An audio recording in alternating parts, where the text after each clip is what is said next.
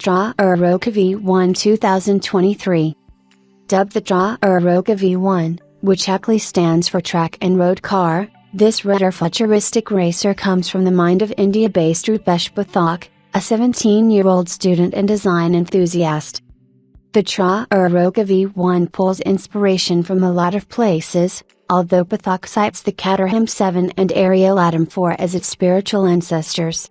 There's definitely a keen resemblance with the way the front fenders split away from the car's aerodynamic body to give it a vintage track car appeal.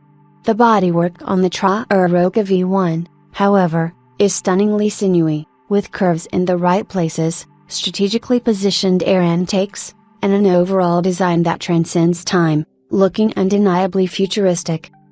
Built less for your average urban commute and more for the thrill of the race, the Traroca V1 seats one in its relatively spacious cockpit, with a yoke and a sporty touchscreen dashboard that puts you, the driver, front and center.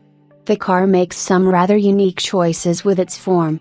It sports massive cutouts on the front that feel inspired by the BMW kidney grille, but rather give sight to the front wheel suspension. The same goes for the rear, with a centralized suspension system. Given the experimental nature of the car's design, and that it's more of a form study than an actual concept, one can make a few assumptions, like the fact that the Traroca V1 is probably a four-wheel e-drive considering the absence of a large engine or exhaust. The bodywork on the car is relatively seamless too, and its classic surfaces are noteworthy, given that everything flows into one another.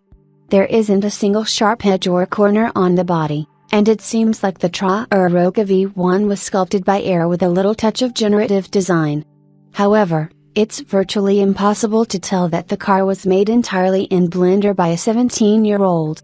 You can follow Rupesh's automotive design escapades on his Instagram,